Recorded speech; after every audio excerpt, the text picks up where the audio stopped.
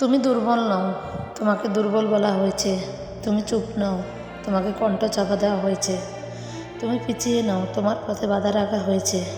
তবু তুমি হাঁটো, ভয় নিয়ে, স্বপ্ন নিয়ে, নিজের মতো করে। ভুল করলে থামবে না, কারণ ভুল করাও শেখার অংশ। কেউ বিশ্বাস না করলেও নিজেকে বিশ্বাস করবে, কারণ একদিন তোমার পথ চলায় অন্য কারো সাহস হয়ে উঠবে।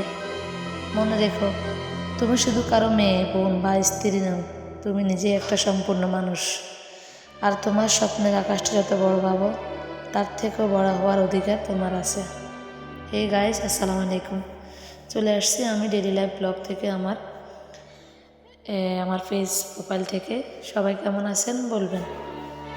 আজ চলে আসছি আমি হাঁসের একটা রেসিপি নিয়ে। হাঁস রান্না করা, কুটা থেকে বাছা থেকে শুরু করে সব আপনাদের সাথে একটু নিয়ে আসলাম। আমার হাঁসের কাটা কুটা শেষ করে এখন মাই মশলা সব দিয়ে হাঁসটারে ম্যারিনেট করে রাখবো। প্রায় আপনার আধা ঘন্টা 1 ঘন্টার মতো। যত ম্যারিনেট করা যাবে তত হাঁসের স্বাদটা বেড়ে যাবে। আমি এটাকে ম্যারিনেট করে রাখবো। এখন এটাকে মাখিয়ে নিতেছি। মেখে নেওয়ার পরে এটা যখন ম্যারিনেট হবে তখন এটাকে আমি চুলায় দিয়ে দেব। ম্যারিনেট হওয়ার পরে তারপরে এটাকে চুলায় দিয়ে দেবে। এখানে আমি তেল দিয়ে দিতেছি। এটা ম্যারিনেট হোক, আর আপনাদের সাথে আমি কিছু কথা বলি। সবাই যখন বলে এটা মেয়েদের পক্ষে সম্ভব না, ঠিক তখনই নিজের ভিতরে শক্তিটাকে মনে করে। ইতিহাস বদলায় তারাই, যারা ভয় পেয়ে থামে না।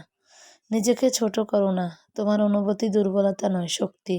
তোমার সহানুভূতি, ধৈর্য আর সাহস এই পৃথিবীকে একটু ভালো করে।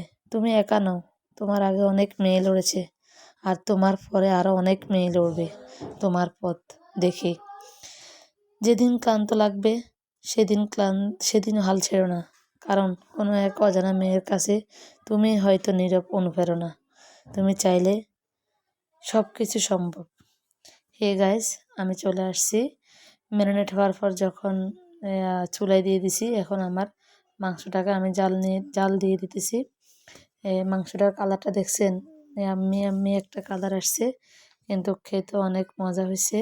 সবাই মাংসটা যখন ম্যারিনেট করে রাখার চেষ্টা করবেন কিছুক্ষণ, তাহলে মাংসের স্বাদটা বেড়ে যায়। এখন আমার দেখছেন কালারটা কীরকম সুন্দর হয়ে গেছে। মাটির চুলায় এগুলো রান্না আসলে অনেক মজা। যেহেতু গ্রামের বাড়িতে আসছি, সেহেতু মাটির চুলায় রান্না বান্না তো হবেই। এখন সব মাটির চুলায় রান্না হবে, খেতে অনেক মজা হবে। আজ এ পর্যন্তই। সবাই ভালো থাকবেন, সুস্থ থাকবেন এই কামনা করি। আল্লাহ হাফেজ। আর আমার রান্নাটা কেমন হয়েছে কমেন্টে জানিয়ে যাবেন। সবাই পাশে থাকবেন, সাপোর্ট দিবেন। আশা করি ভালো কিছু আপনাদের সাথে শেয়ার করতে পারবো। আজ এ পর্যন্তই। আসসালামু আলাইকুম।